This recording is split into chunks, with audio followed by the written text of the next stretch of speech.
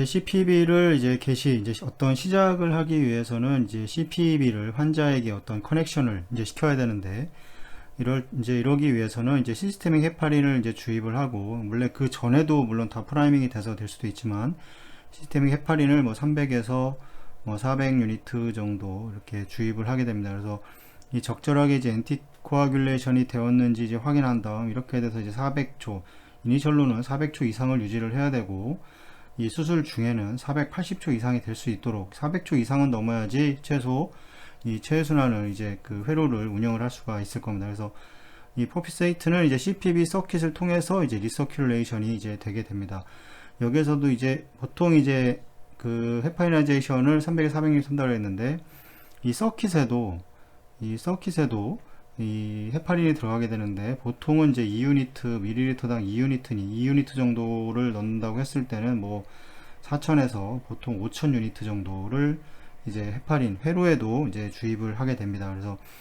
이렇게 이제 회로를 이제 리서큘레이션 하는 동안 이 서전 또는 뭐 어시스턴트 아니면 또 뭐 그 스크럼 널스든 이 널스가 눈에 보이는 가스 버블이 있는지 확인하면서 이제 라인을 이제 툭툭 쳐서 라인을 보내게 됩니다. 그 회전을 하면서 이제 리저버로 이런 라인들은 빠져나가게 되고, 왜냐면 이제 리서큘레이션, 플러싱을 멈추고 이제 아트리알이나 비너스 라인을 테이블에서 이제 클램프를 해야 되는데, 이제 당연히 위에서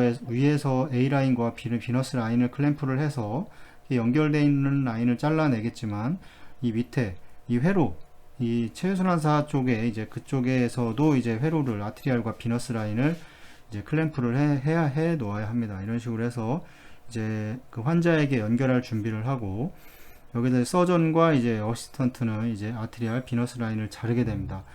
대부분의 서전은 이제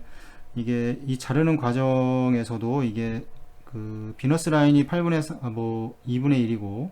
뭐 아트리알 라인이 8분의 3이라고 그러면 이런 두께에는 관련이 크게 이제 문제가 되지 않겠는데, 이 라인이 똑같을 때가 있습니다. A 라인, B 라인. 이런 것들은 유심히 최종적으로 환자에게 완전히 연결이 될 때까지는 계속적으로 확인을 해야 됩니다. 대부분의 서전이 이제 펄스 스트링 수출을 한 다음에 이제 어센딩 에올타에 먼저 이 아트리알 캐놀라를 이제 연결을 하게 되고, 뭐 그 다음에 이제 캐놀라를 이제 리트로그레이드하게 환자 블러드로 채운 다음에, 이거는 이제 위쪽 서전에서 이제 하는 경우인데, 이제 CPB 아트리알 플로우 라인과 이제 아트리알 캐놀라 사이에 이제 에어가 없게 이제 커넥션을 이제 진행을 하게 됩니다. 이 퍼퓨셔니스트가 이제 시스테믹 이제 플로우 펌프를 작동해서 이제 이 퍼퓨세이트를 서서히 보냄으로써 이 연결 부위에 또 에어를 또 제거할 수도 있고, 이 어시스턴트가 멸균된 플루이드를 이제 시린지로 이 CPB 라인과 캐놀라에 첨가해서 이제 연결하는 방법은 뭐 위에서 여러 가지 방법을 통해서도 할 수 있기 때문에, 실제로도 이렇게 이런 방법을 합니다. 그래서 위에서 캐놀라와 라인 사이에 그 시린지를 이용을 해서 에어를 제거를 해서 연결하는 방법이 있고, 그렇게 한 다음에 만약에 에어가 있다고 쳤을 때는 이제 캐놀라에 이제 루얼럭이 있는데, 캐놀라가 형성이 돼 있을 때부터 이쪽에 이제 루얼럭이 하나 형성이 되게 되어 있는데, 이 부분을 열어서 이제 이 펌프에서 그 플로우를 밀어서 그 에어를 제거를 해줄 수 있으면, 당연히 이쪽이 환자 쪽이라고 하면 이쪽은 클램프를 해놓은 상태에서 이제 이쪽으로 이렇게 에어를 이제 빼게 될 겁니다. 시린지를 이용한 기법이 사용된다면 이 역류의 위험을 막기 위해서 이제 아트리알 플로우 라인과 이제 비너스 드레인지 라인이 구별되어야 하고 이제 확인이 되어야 합니다. 그래서 이게 제일 중요한 게, 그 롤러 펌프에서 가장 중요한 게 방향성이라고 말씀을 드렸는데,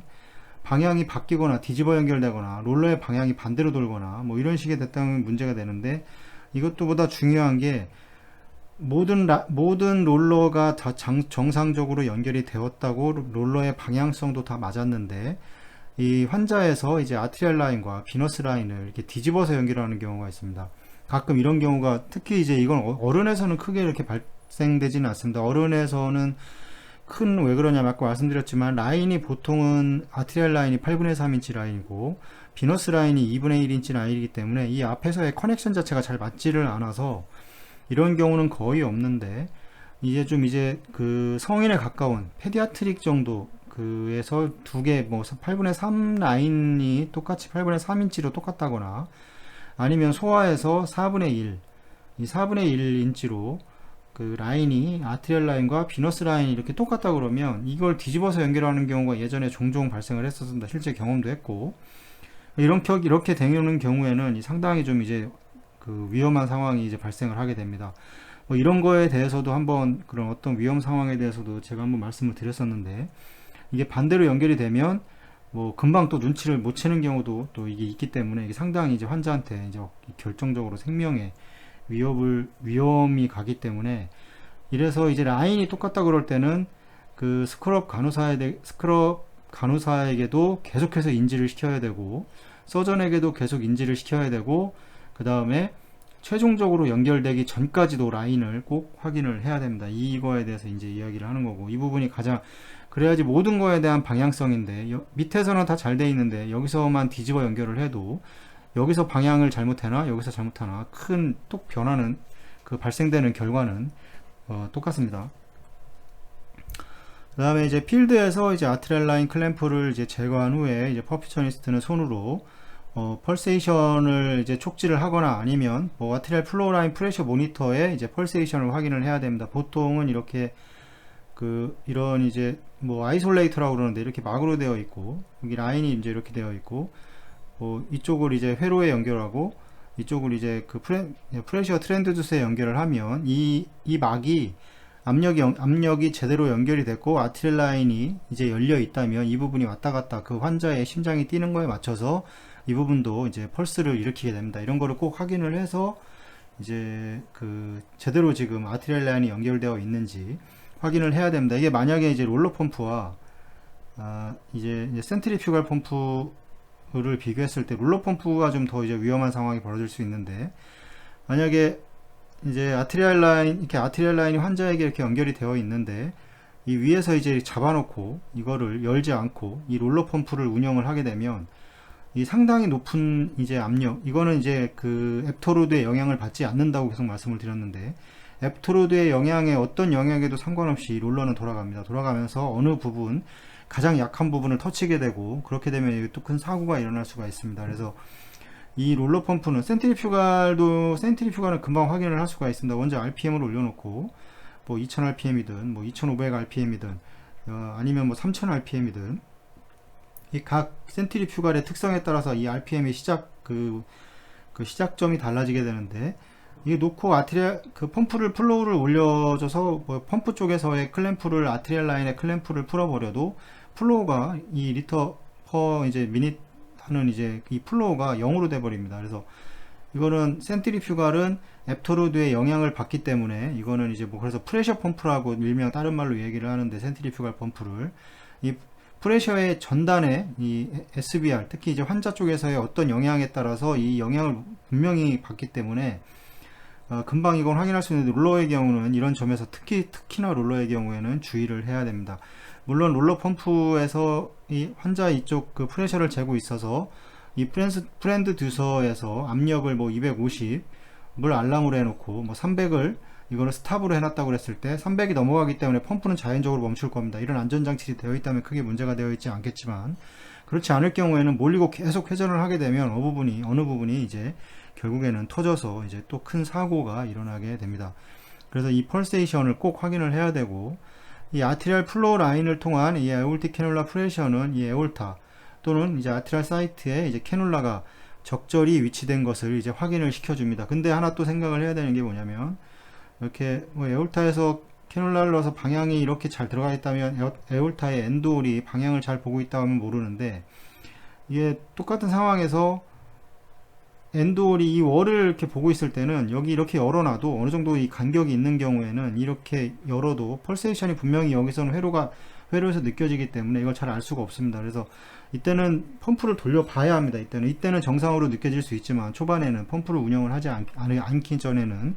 하지만 펌프를 운영하고 나서는 이 플로우가 이 월을 향해서 쏘기 때문에 당연히 이쪽에서 압력이 상당히 이 펌프에서 재는 이 트랜스듀서에서 재는 측정되는 압력은 이거보다는 훨씬 높게 됩니다. 물론 캐놀라의 사이즈 뭐 18프렌치냐 뭐 24프렌치냐에 따라 당연히 다르겠죠. 이거에 대한 압력도 당연히 다르겠지만, 왜냐면 프레셔 로스가 다르기 때문에, 그래서 이거에 대한 다 감안을 하더라도 이제 이쪽에서 받는 압력은 이런 상황에서도 분명히 이런 일이 벌어질 수가 있기 때문에 이 부분도 꼭 확인을 해야 되고, 적절한 펄세이션이 없다면 이제 캐놀라가 이제 말 포지션이 되었다는 것을 보여주며 이 혈관 벽으로 삽입되어 뭐 혈종이나 CPB 시작 시 다이섹션을 이제 유발을 할 수도 있습니다. 이게 펄스루멘으로 이게 펄스루멘에 이제 캐놀라가 들어가 있는 경우에도 이제 운영을 하면서 더 이제 다이섹션을 진행을 시킬 수도 있는 거고, 이때는 상당히 이런 경우에도 상당히 많은 압력을 받을 수가 있기 때문에 꼭 항상 루틴으로 그 아트리얼 라인의 이 프레셔는 꼭 측정을 해야 됩니다. 이거는 무조건, 이거는 뭐 이 그 심폐기 가이드라인에도 이게 클래스 1으로 해라, 무조건 해라, 이런 식으로 다 나와 있는데, 이거 안 하는 사람들 많이 봤습니다. 저는 우리나라에서 이걸 도대체 왜 안 하는지 모르겠는데, 이 많은 병원을 다녀보고 뭐 이러면서 이 아트리얼 라인의 프레셔를 전혀 측정을 하지 않고, 측정을 한다 하더라도 그렇게 중요하게 생각을 하지 않는 이런 체외선언사들이 좀 있는데, 이런 부분은 당연히 이거는 꼭 해야 되는 겁니다. 이거는 뭐 이거 안 한다는 거는 이런 경우, 이렇게 뭐 펄스룸에 들어가 있다거나 이런 경우, 이렇게 월을 보고 있다거나 이런 경우에는 이 확인을 할 수가 없습니다. 아트리얼 라인에 프레셔가 없다면, 측정을 하고 있지 않다면. 이런 부분에서는 꼭 중요하기 때문에 이제 꼭 이제 캐놀레이션 자체가 적정성을 유지하고 있는지 꼭 확인을 해야 됩니다.